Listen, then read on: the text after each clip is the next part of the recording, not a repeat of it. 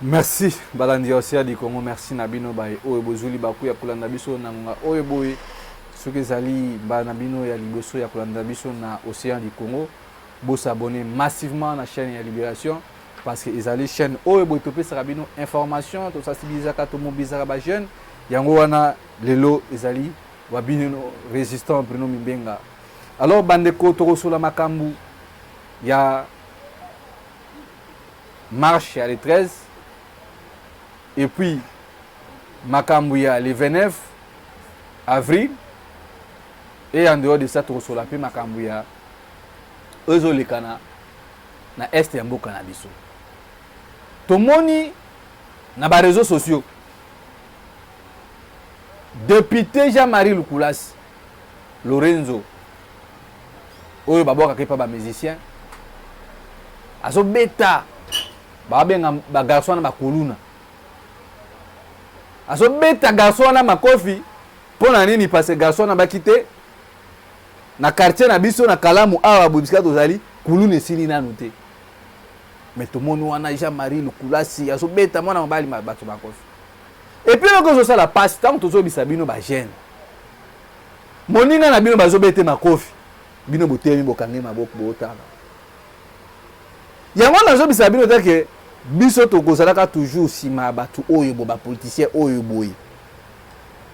preuve yango bozo mona bozo subi ba humiliation parce que nulle part na mona mutu abotama na acte de naissance na ubena date de naissance ba komi ke non kombo na ekuluna bato bazo sala ke bino bokoma ba kuluna eza ba politicien congolais na niveau ya Jean-Marie Lukulas akoki ko se permettre d'être député bon il y a ça député il y a ça député Jean-Marie Lukulas ça soit 400 000 dollars américains par mois et pas à Félix Tshisekedi Tshilombo soi-disant que abundela kapo na kuluna si la insécurité depuis Jean-Marie Lukulas aye combien de kuluna oya silisi na Kalamu ou bien na Kisasa na G24 na yazo bunisa kuluna mais moko azo se comporter quoi kuluna est-ce que mboka aboye bino bozo s'attendre que loko malongo bino tout wana za pona nini eza question peuple congolais zo ba ko se prendre la charge té eza question ya pauvreté za makasi na mboka lokola bango pe ba politicien ba comprendre biso nde ba zwa bino ba vanisa bino pa na bango na bandako na bango $80 moi $70 na fin du mois mais bitumba biso tozo bunda lelo oyo bo yako révolutionner makambu yako même peuple jeunesse congolaise na révolution na soulèvement populaire que biso des peuples toza souverain que batu wana tango bazo ya il faut ba ko respecter biso mais comment le contraire pyramide renversée ba politicien ba comment on dirait de bango de ba ko pouvoir yango tozo senga pe sur le état des droits na mboka oyo Jean-Marie Lukulas place nego sa makala bozo mona problème bato ba bombe éducation parce que les gens comme les Jean-Marie Lukulas ba grand bato a frappe na niveau à Belgique na ba Paris wana ba chekule misala ba wana so ma tongie so ba leme ba ke pa ba marché Gisha Rufa na Paris misala ba Jean-Marie Lukulas et kiri na bango bozo mona nde ba o gérer mboka avec beaucoup de autocratie yo député pour ba lobi que non kulu nezali allez oyo wana bandi ko beta et puis bino na bisa bino bande ko IDPS mutazo beta makofi wana za Lukulas ça je crois mulubo be mu Congo ba militaire la plus pour ba pas Jean-Marie Lukulas ce sont nos frères Kasaye il faut vraiment le monde appelle babiloko aboy parce que tant que biso tozo bisa bino que non ba tuo bozo mona bango oyo bo za ba zubino ko ba escalier mais bino bozana moi ne tout macha momeno nini depuis ba beti moko na bino makofi est-ce que boki Félix alobeli depuis ba beti moko na bino makofi est-ce que Jean-Marie Lukulas qui na moralité ya malonga avec ça point de presse pour na s'excuser mais ça yango te pourquoi passer alors ça foutre na bino et puis bino wana élection to ko voter Lukulas nini boy ko sort il faut bino bo mona ba biloko aboy pour le quoi bazo humilier biso ba pesi biso misala te ba pesi biso kurate ba créer insécurité bango moko allez et ceux qui ont notre bataille c'est ba on ba ça ba pomba ba komi ko betaka bino ti ba ko boma bino bokoliana nanu boliani nanu te bino bokoliana na lire mboko zo kende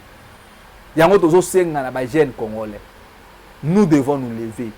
il faut tellement pour sauver mboka obo batu wana bazo mériter place na bango te alors ndenge boyebi makambo oyo boto banda kobundisa yango depuis régime ya politique Kanambe. Gouvernement mobimbe sangani po bakomisa Félix Apere Bokassa. Basalela bon, basalela bakome kobenga roi soleil. Biloko wana la pratique wana to monaka yango na Kabila. Basali FCC omona kuna ba José Makila batata mibimba basila soni baye bafukami. Wana leki na tour nae. Boke osala union sacrée soit disant que besoin améliorer conditions de vie à peuple congolais. Lokola système oyo bato basola na ka likolo. Bato ya Kabila na kosala manifestation na martyr et na 20 mai.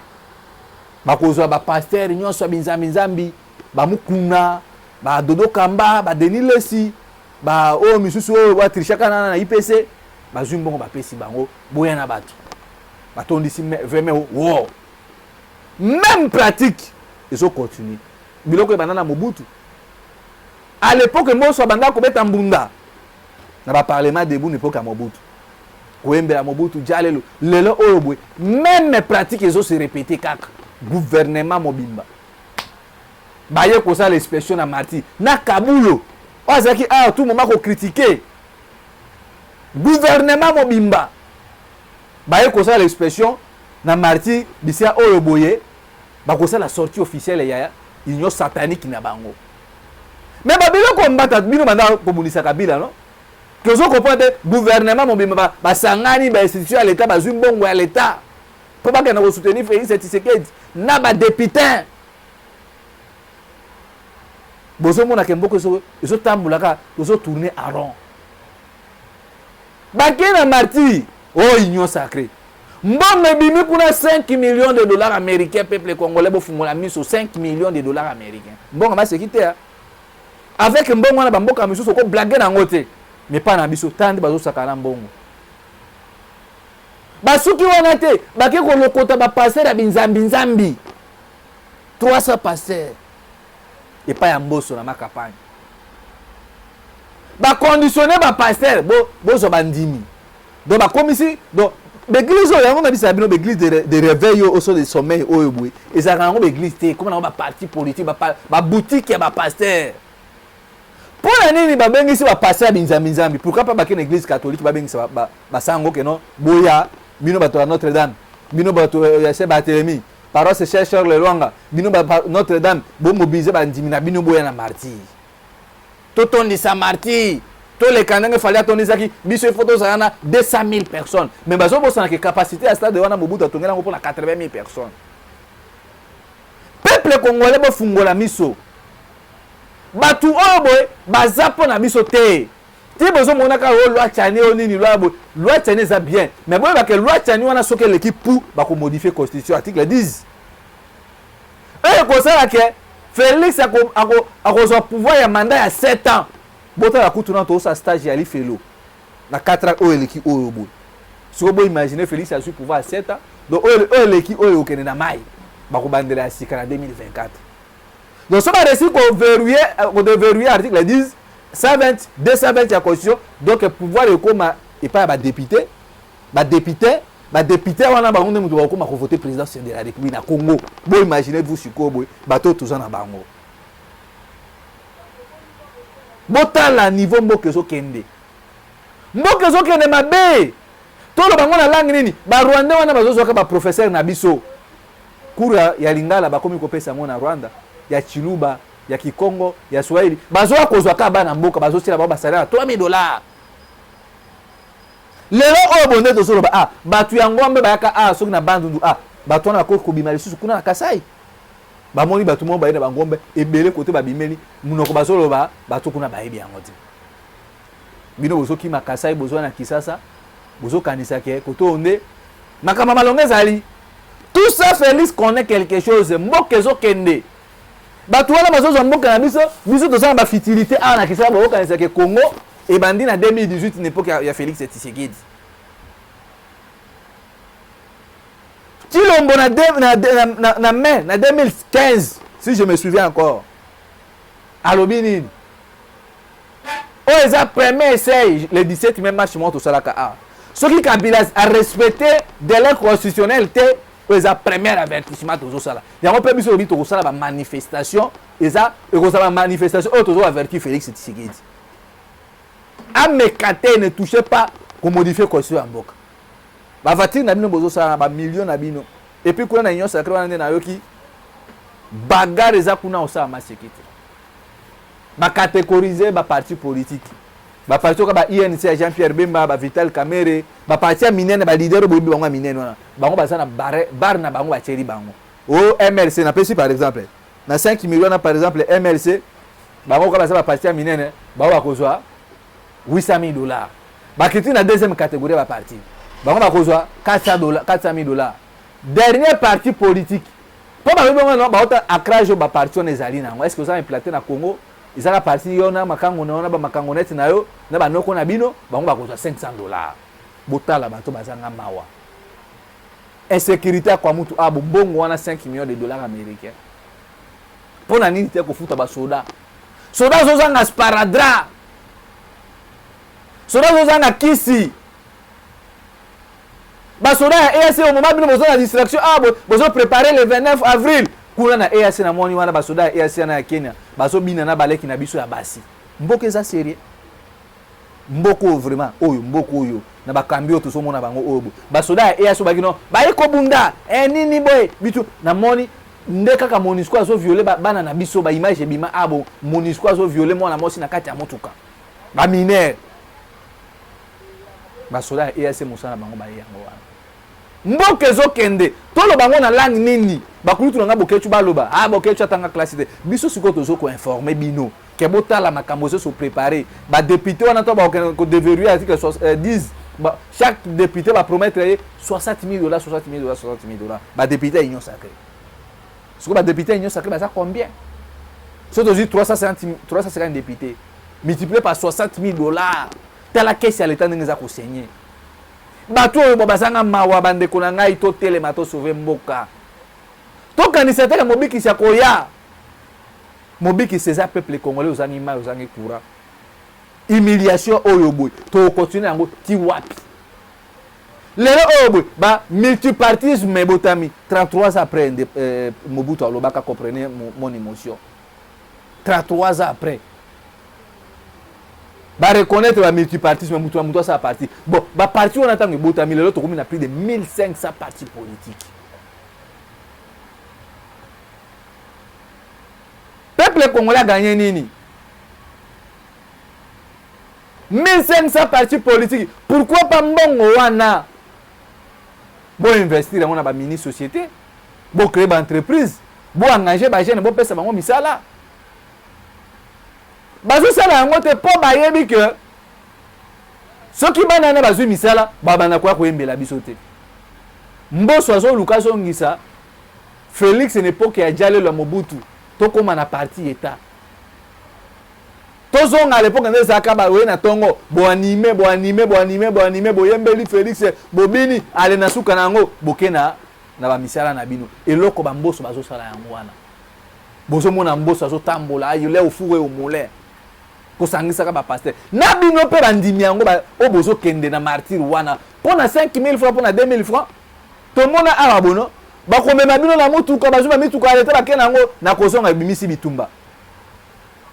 ole ba énergie bino bozo tia wana pona koyembe ba bandi oyo bazo diriger biso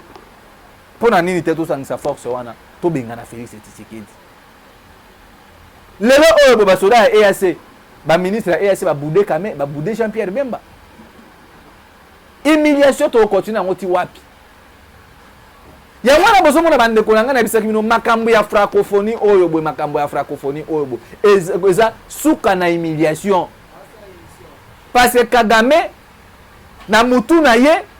ayebi keno azana mabele ifo azango na Congo au moment où bino bozo kena ba distraction na martyr wana Kagame kuna aza ko avancer na plan na bango ya bato ya EAC bino koto bozo bina nini boye ekoso mais Kagame aza na plan na ye ya kozwa mabele ya Congo biso toza na kati ya distraction yango wana makambo tozola interpeller congolais tout bisika bozali bato oyo bo baye koboma mboka baye kobikisa mboka te baye ko détruire république parce que so bazaki na bato mitu mawezo sala botala esandi esalemi na Lubumbashi na Kolezi na Katanga bango koto oyo boye bazo préparer fête na bango ya le 29. Est-ce que bato baza bato ya mawa? Inconscience ya ba leader politique, incohérence Zoé Kabila lobeli yango abi na classe politique oyo ba inconscient baza eloko malonge ko changer kati na mboka wana soki ba bobundi te yango nazo senga na bino bande ko na ngai na bisaki bino moya mai oyo boye kozala série ya ba manifestation Félix Tshisekedi ifa kende yango na poto resi makambu oyo boye ezo senga il faut tout travailler main dans la main biso tozala na pona soulèvement populaire toyebi ke eza facile te mais kozala facile soki yo mwana Kongo telemi il faut Félix akende parce que lelo mboka na biso ndenge ba mbororo wana bake kozwa kananga donc baza ko encercler biso déjà mobimba na Congo Brazzaville awa boye ça soit pesa ba Rwanda belé ba kwatsaka na Kisasa na Butu bakendaka bayebi yango Kabila yebi yango Félix yebi yango Tshisekedi yebi yango Bemba yebi makambo wana le pays est vraiment infiltré. Lobi nazo na vidéo moko pona kena kosukisa ya Banyamulenge moko congolais soi-disant alobi mboko yo boza eza kobonga te alobi zomona aza sodabi ngai na yebi ke naza congolais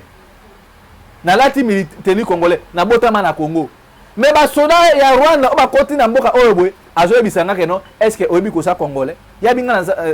est-ce que oyebi ko sa rwandais abinga na sa rwandais te nga na botama awa boy na koli awa boy na bali mosi awa bana nga boti bangwa rwandais oyo nga na place ni habita makolo na yo tala zolo na yo oza rwandais ndeko na zo bimboko ekobonga te un militaire alobi le pays est vraiment infiltré dans ba service nyoso seule chose ko sala ke to réussir makambu obo eza article 64 to bakana na monoko te ezo senga ba résistant ba combattant ezo senga biso ba moyen pour te mobiliser ba jeune ya on a bisaki bino biso nyoso na moya main o eza avertissement to pesa bango parce que to linga sute to songa n'époque ya Mobutu nde basali union sacrée wana balinga ba komisa ngoti dans les jours à venir bongo na ba komisa ko ba parti d'état tango ba ko modifier constitution yo mona Kongo ko gagner nini oko voter ka député suki no kaka wana ba boto le pouvoir nyonso donc Félix akokufa na pouvoir bon imaginez-vous ce que non Félix soit modifier constitution ba député ba komi ko voter mboke zo pela moto ça qui assimé comme na Kasai $65 na Kinshasa vie comme pasi nzale pa ibato zo kufa do mboka moya kuto ko expliquer bino ezalité yango nazo senga na bino mutu na moto zo pas la responsabilité na nous devons se battre pour sauver la République na bisa bino moya mars ko sala année et moya mai ko sala année de détermination oyo boye biso ba résistant to lobby trop c'est trop il faut ba maboma ya sika ba bota ma porte sauver République oyo boye soki ezalaki mbano ya liboso ya kolanda émission oyo boye bo aimer bo liker po baennemi bazwa réseau te et puis partager numéro ya mobundeli ya mboka Bruno Mimbenga ezali plus 243 81 73 11 702 même yon de koza na Kolezi oza na Chikapo oza na Moneditu ko bela biso na numéro wana problème oza nango opesa biso ba information ba stratégie nini auto ko mettre pour déjà tout bana ko contrer ba tout ba so travailler pour na ba wando plus 243 81 73 11 702 wanande ngana bino tukutani na mikolo ezali ko ya Batondo.